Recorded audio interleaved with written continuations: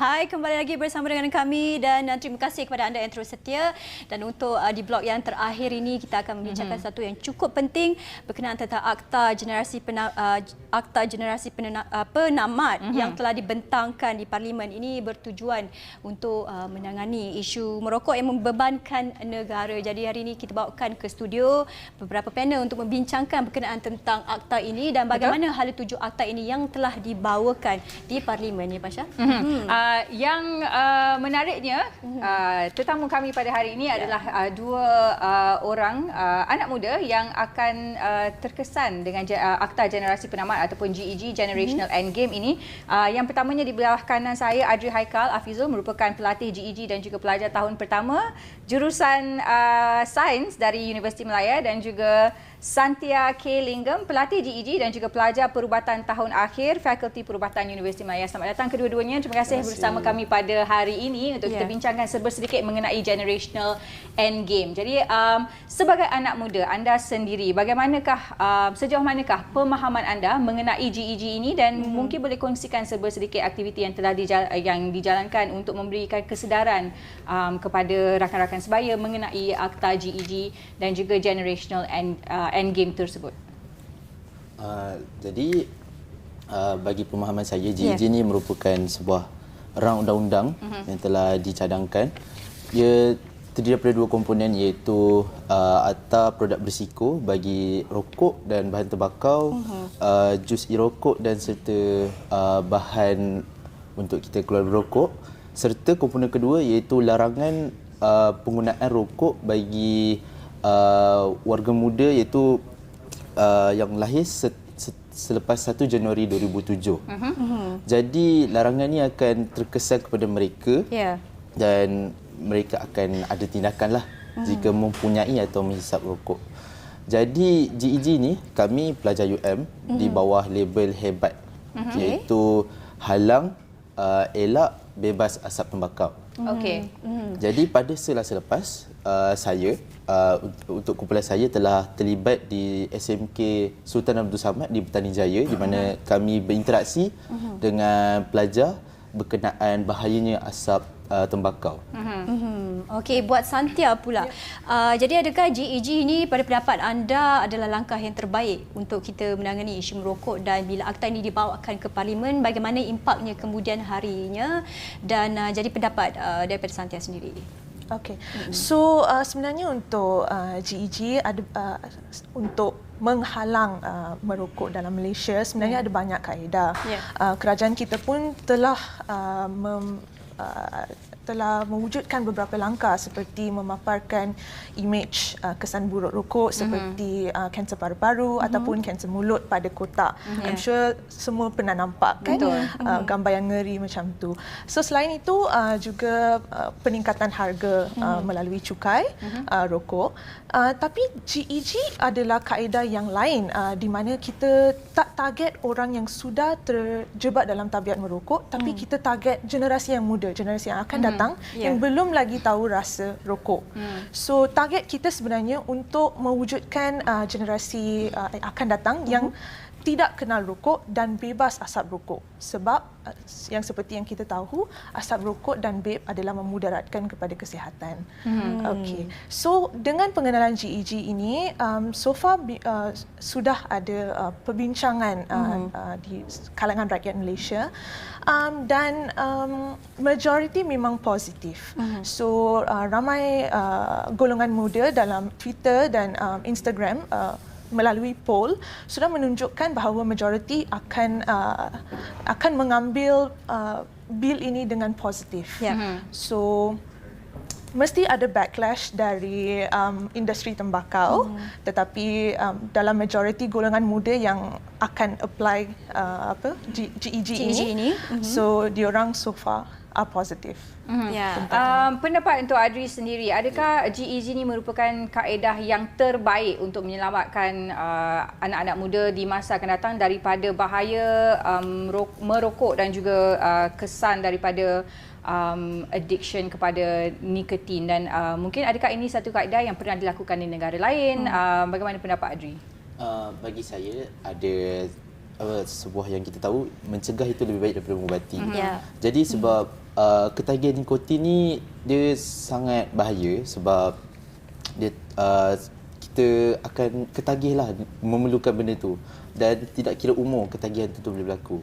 Jadi untuk jawab yang untuk negara lain ni, negara Malaysia bukan sahaja yang mengaplikasikan Generation Endgame. Sebenarnya konsep Endgame ni telah diaplikasikan di Finland. Mereka merupakan negara pertama yang telah menggunakan konsep Endgame. Mereka telah melakukannya sejak 2010 dalam Akta Tembakau mereka dan mereka menunjukkan kesan yang sangat positif di mana dia punya penggunaan e-rokok dalam generasi populasi general mereka di bawah 1%.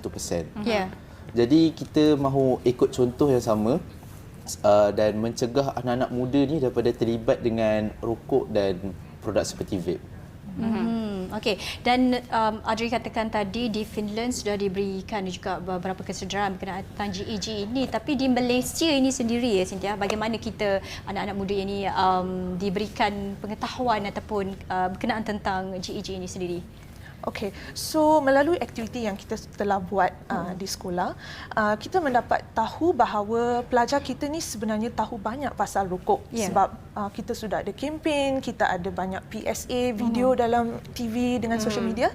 So dengan cara yang sama, kita perlu ada lagi banyak kempen untuk vape. Terutamanya sebab ramai masih tak tahu berapa bahayanya vape. Ramai ingat vape tu okey, lagi sihat ataupun selamat daripada rokok, which is false. So kita perlu ada banyak iklan, kita perlu mewujudkan stigma to a certain extent terhadap vape dalam golongan remaja kita. Ya, berkata tentang vape itu sendiri. Jadi memang sebenarnya lah itu stigma yang salah ya, di mana mengatakan vape adalah alternatif kepada merokok, tapi sebenarnya itu tidak benar ya. Okey, pada soalan pada anda berdua, vape ya sekarang ni kalau kita lihat ada pasaran yang sangat meluas dan senang didapati, dan seperti yang dikatakan tadi, ramai yang menganggap vape itu sebagai satu alternatif kepada merokok. Bagi perokok-perokok, ramai yang berubah ataupun beralih ke penggunaan vape untuk mereka mengurangkan penggunaan rokok tembakau. Pendapat Adri dan juga maybe Santia sendiri, bagaimana kita nak merubah persepsi ini untuk kita lebih memberikan kesedaran kepada orang ramai bahawa bahayanya sama atau mungkin lebih lagi daripada penggunaan rokok tembakau itu sendiri? Bagi saya, vape ni lebih bahaya dari rokok sebab dia punya appeal dia lagi tertarik kepada golongan muda. Sebab dia punya asap dia wangi, tak seperti rokok busuk. Tapi bahayanya vape sebab dia juga boleh menarik anak-anak muda untuk penggunaan rokok tradisional. Terdapat kajian di mana penggunaan e-rokok daripada anak muda adalah 3.6 kali lebih terdedah untuk melakukan penggunaan rokok tradisional selepas itu. Jadi konsep vape sebagai alternatif rokok ni sebenarnya sangat salah. Sebab tiada bukti kukuh yang penggunaan vape dapat menamatkan penggunaan rokok. Jadi untuk kita lebih untuk mengubah persepsi ni, kita perlu lebih menunjukkan efek-efek buruk vape ini kepada orang ramai, terutamanya di media sosial, di mana anak muda sekarang kita lebih tertarik pada media sosial, kita kurang dah tengok TV dan kita perlu lebih banyak menunjukkan buruknya vape ni kepada orang ramai.